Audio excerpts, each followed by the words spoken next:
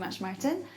So as Martin says, my name is Karla Rivershaw. I am Head of Marketing at Turtl, and I'm here today to talk about why I think everybody in this room should be killing the PDF. And you're probably wondering, what exactly do I have against the PDF? Well, quite a lot of things, actually. So I'm not sure how many people know, but the PDF was actually invented in 1991.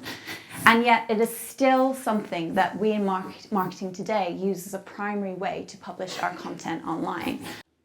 So I'm going to take a look at this in a little bit more detail. And to get the story going, I want to take a look at a parallel area where we could potentially learn some lessons. And this is the obvious area of British cycling.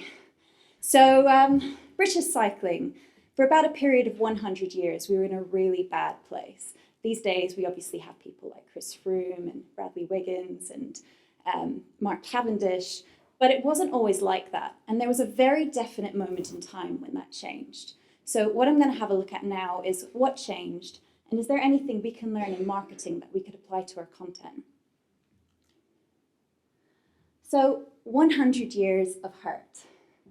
So there was this period of about 100 years, like I said, between about 1900 and 2000, where we were really bad at cycling here in Britain. We were so bad that we only won one Olympic gold medal in 1908. We won the Tour de France a total of 0 times. We were so bad, actually, that manufacturers were embarrassed to have a Brit riding their bike because we were just so bad, it was bad for their business. But then in 2003, things started to change when this guy, David Brailsford, came along. And he was appointed the director of performance. And he came in with this idea of marginal gains. And basically what marginal gains says is that if you break everything down that goes into riding a bike, start to improve it in incremental ways, and then bring it back together, you start to see really big improvement. So for those of you who like something a little bit visual, like I do, we have a graph here. And what you can see with this blue line is the improvement over a 365-day period, where we improve by just 0.5% each day. So if we start on a baseline of 1, over the period of a year, you see a 6-fold improvement. So this is the concept of marginal gains, making small incremental changes each day to start to see really big improvement in the end. So what happened? What did David Brailsford do?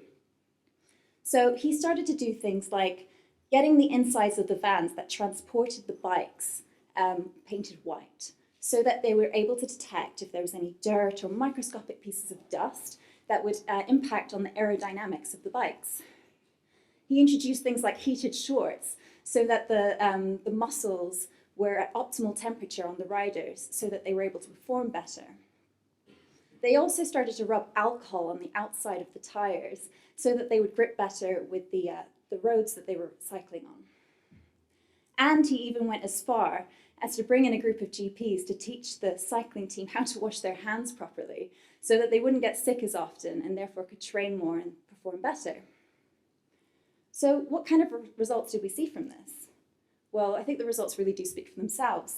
So after David Brailsford came on board, we won 178 World Championship gold medals, 66 Olympic and Paralympic gold medals. We've won 5 Tour de France wins in a period of 6 years. And we went from being right at the bottom of the medal table to being number 3 in the all-time medals table. So this is really the most successful run in cycling history. And it really does show that if you start to analyze things individually and then you bring them back together, you really can see huge benefits. So I think we would probably all love to be able to achieve that with our content. If we were able to improve on a daily basis by just 0.5% and at the end of a year see a 6-fold improvement, that would be amazing, right? But I guess what I'm going to try and show you today is that using the PDF is really going to prevent us from being able to do this. And there are 3 areas in particular where I think it's really holding us back. So the first area I want to have a look at is production. Now, If we think about production of content in a business, particularly a large organization, I can speak from experience having previously worked at Thomson Reuters, it typically goes something like this. So you will normally have quite a broad spectrum of people who are responsible for coming up with ideas for the content that they want to create. And those ideas then get channeled into a central function that are responsible for bringing those ideas to life.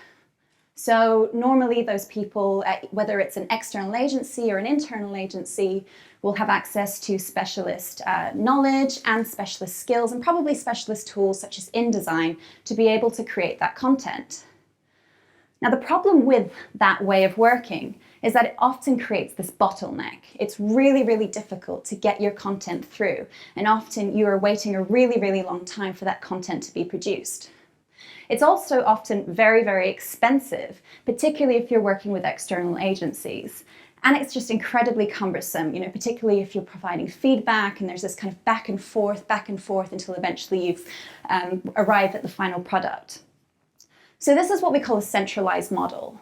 And if there's one thing that technology is really good at, it's decentralizing things. So to help illustrate this point a little bit further, I'm going to take a look at a unrelated area, and that is the area of Transport for London. So Transport for London is actually, in the last 10 to 15 years, has been a really fantastic example of how you can go from a centralized model to a decentralized one. And if we think about the process of buying a ticket for the London Underground in 1863, which is when the London Underground was launched, it went something like this. So you would go to a London Underground station, you would go to a ticket office, you'd speak to somebody there, they would issue you with a ticket. Now that's a fully centralized model because you have to be in a very specific place to speak to a very specific person in order to get your ticket. So things started to change a little bit in 1932 with the introduction of ticket machines. So now you're able to go to an underground station, go to a machine instead to get your ticket. So you no longer have to speak to somebody, but it's still very much a centralized model because you still have to go to the ticket machine in order to get your ticket. Then in 2003, there was the introduction of the Oyster card. So now this is when things really start to change because suddenly anybody who has an Oyster card in their pocket is, in theory, their own ticket office. And then in 2003, it went one step further with the introduction of being able to pay with contactless cards. So now, whether or not you realized it, if you had a contactless card in your pocket, you were, in theory, your own Transport for London ticket office. So even somebody walking in the Outer Hebrides who never plans to come to London is technically their own Transport for London ticket office. And now, of course, with things like Apple Pay, it goes even further. So you could be on, a continent on the other side of the world. And again, you could, in theory, be your own TfL ticket office. So the Transport for London has come a really long way in the last 100 years from being something that's fully centralized to now being something decentralized. So what are the benefits of this? Well, for one, it's a lot faster. So they did some tests when the Oyster card was originally launched, where they tracked to see how many people went through the ticket barriers using an Oyster card. And what they discovered is during peak times, there was actually a 30 to 40% increase in the number of people that were able to go through the ticket barrier. It can also be cheaper as well. So providing you're tapping in and tapping out when you go through the barriers, you're guaranteed to get the best fare. And it's also just a lot easier too, because you don't have to work out exactly which ticket you need to get. All you need to do is swipe in, off you go, figure out as you're going exactly what you need to do and where you need to go. So a decentralized model which empowers us leads to better outcomes. So what if we were able to achieve this with our content? What if anybody could produce designer quality content fast? What if you could sit at your desk, you could create this beautiful, engaging, interactive content without necessarily having design skills? So I actually have an example for you of a company that has managed to achieve this. We work with a company, Cisco, which I'm sure you're all familiar with. And when we first started to work with them, we began working with quite a small part of their company, 25 people at their Bedfont Lakes office, which is actually just down the road from here. And the situation that they were in was very similar to the one that I described around production in large companies. So they were essentially coming up with these ideas for the content they needed to create and farming that out to external agencies and also some internal agencies as well. And the challenges that they were facing was really, really long lead times to get this content created. So they would often cite weeks, if not months, to actually get this content created. And sometimes it was so bad that by the time the content came back, it was already out of date. So they had to go back again and revise it. It was also incredibly expensive, particularly because so much of their content was being externally outsourced. And it was just generally quite frustrating for people. People felt like they just weren't able to get done what needed to be done. So what they were able to do was to bring this content creation in-house, and they were able to empower their entire team to be able to start creating this content themselves. And the interesting thing was, it really changed the role of the design team. So they went from being this bottleneck, having to do all of the grunt work, to now being more of like a clearinghouse where they were able to review the content the marketing team was creating, provide some feedback such as this image on page 3 should be changed to this, or we need you to move that section to there. But it really helped to start moving things a lot faster. And also it saved them so much money with what they were doing. So I think they saved hundreds of thousands of pounds just in the first 6 months of moving to this decentralized model. And of course, it was empowering the team. So the team just generally felt a lot happier and more content with what they were doing. So this is an example of what can be achieved, the benefits that can be gained from moving to a decentralized model. But unfortunately, due to the inherent nature of the PDF, it makes it very difficult to do that. So the second area I'd like to have a look at is experience. And I'm sure everybody in this room is very familiar with the stat that more and more of the experience is taking place online. More of the buyer journey is happening online. So I think at the moment it's about 75% of the journey takes place online. And so when we think about that, we think actually so much of that sales process is happening independently now. A lot of more self-education is taking place. So it's really important that we ensure that the experience that we are giving people online is of premium quality. So when we think about the PDF, I'd like to have a look at some of the areas that we would consider when thinking about experience. So for instance, is the experience of reading a PDF interactive? No, it really isn't. It's basically a piece of paper. You could print off a PDF and it would be exactly the same experience that you have. There are no videos in there. There are no live polls. There's no interactive graphs. It's just a very static document to read. Is it responsive? Is it a joy to read on your mobile phone? No, it isn't. I'm not sure how many people have tried to read a PDF document on your phone, but typically you have to sort of zoom in and zoom out to actually see what it says. It doesn't respond to the different devices you're reading it on. Does it offer live updates? No, it doesn't. It's basically a dead document. So once you publish that PDF, it's out there for the world to have. So if you realize there's this massive typo or you need to change it, but somebody's already downloaded it, it's too late. It's already out of your control. So there are a lot of issues with the PDF. And when we think about experience, I'm going to have a look at a few more stats here. First of all, according to Cisco, by 2020, which is just around the corner, 80% of touch points will be digital. And also, according to Forbes, they did a survey with Global 500 executives. 90% of them said that B2B is the new, experience is the new B2B battleground. So when we think that more and more of this experience is taking place online, we have to make sure that the experience people are having online is fantastic. And of course, 72% of businesses are now saying that customer experience is their top priority, according to Forrester.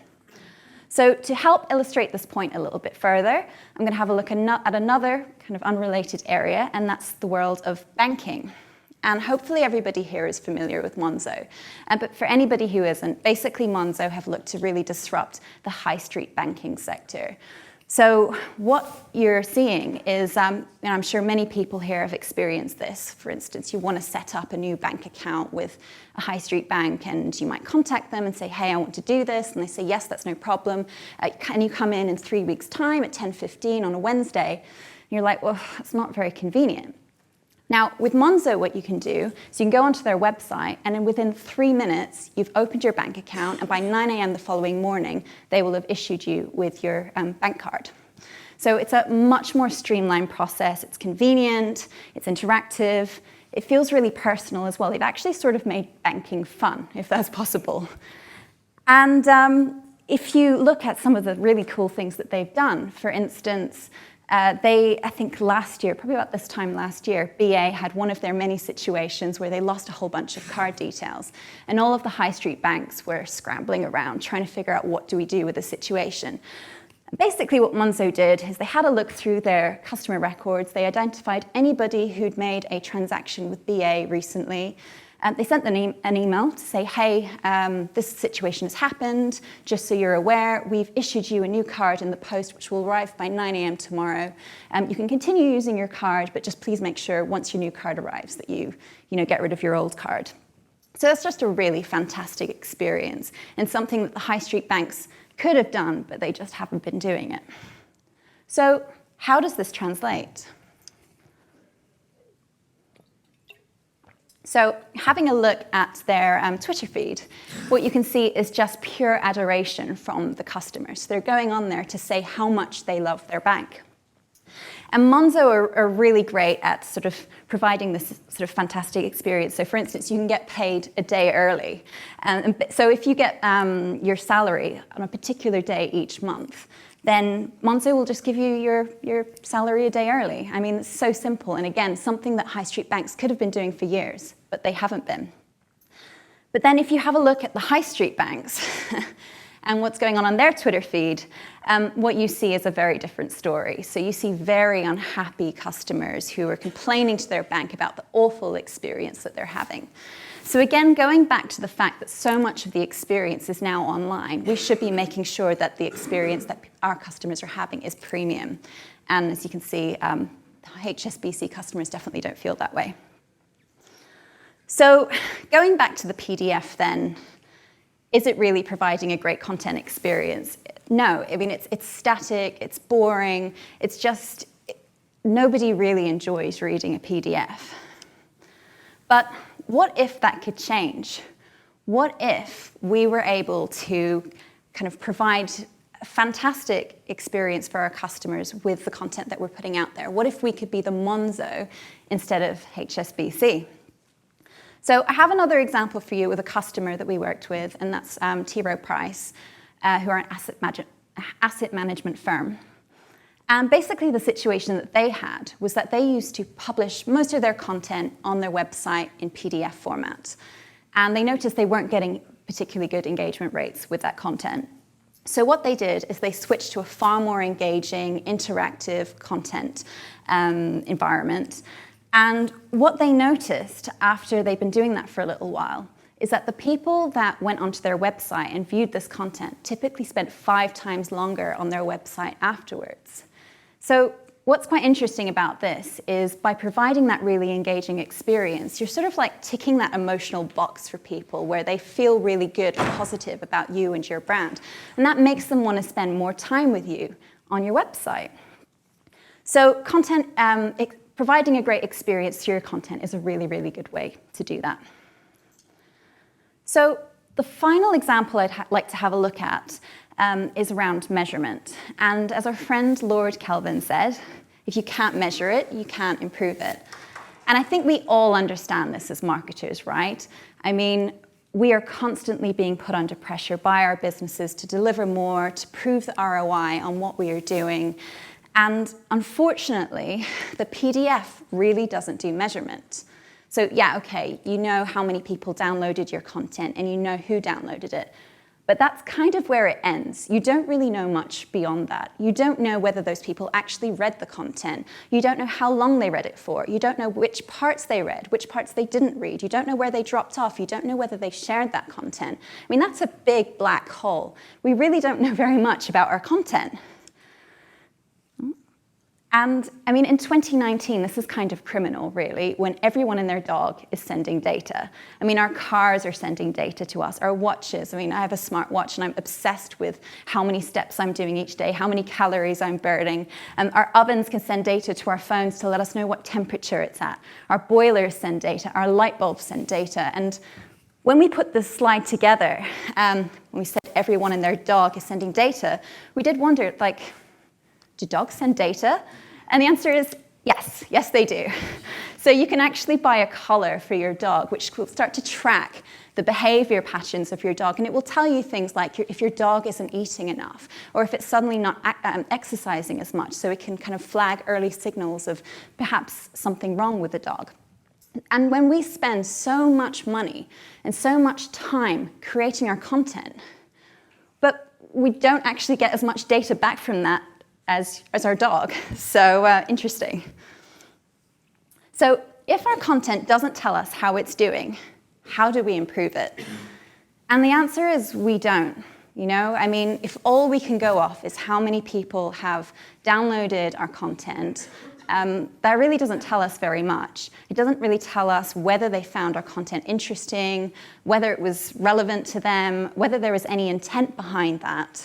And I'm sure many of us here have experienced situations in the past where you go onto a website, you fill in a form, you download a white paper, it's 70 pages long, you think, I'm never going to have time to read this, so you file it away, and you never do actually read that piece of content. But you might get an email the next day saying, hey, thanks so much for reading our white paper, and you didn't.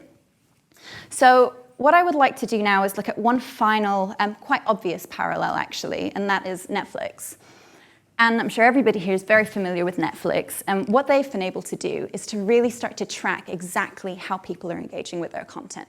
So they know what you're watching. They know how long you watch it for. They know if you go back to watch it again. They know if there are other things you watch that are similar to that.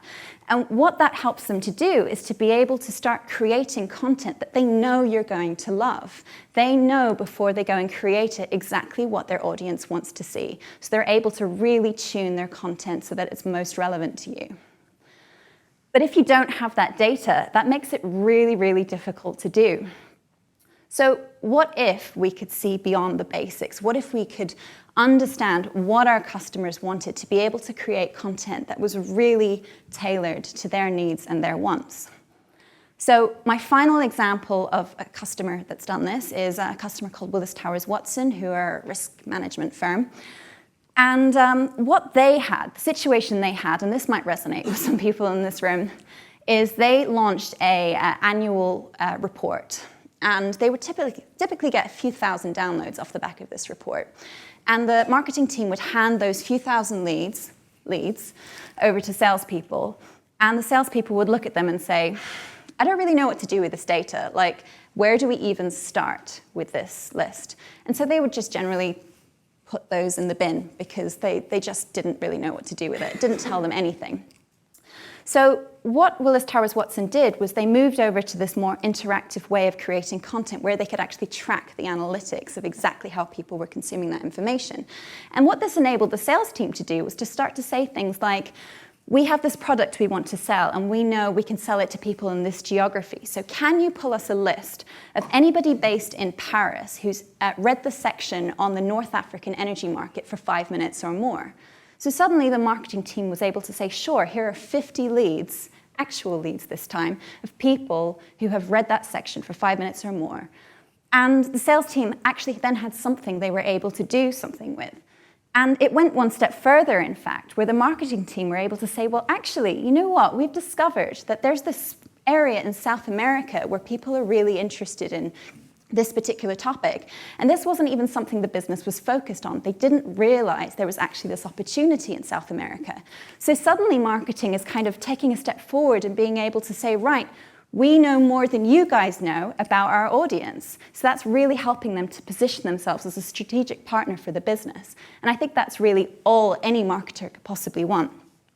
So this is what can be achieved if we start to measure our content. And I mean, I could really go on and on about this topic, and I'm very happy to if anyone wants to grab me in the break to tell you more about other things that I have against the PDF. but I won't go on any further today.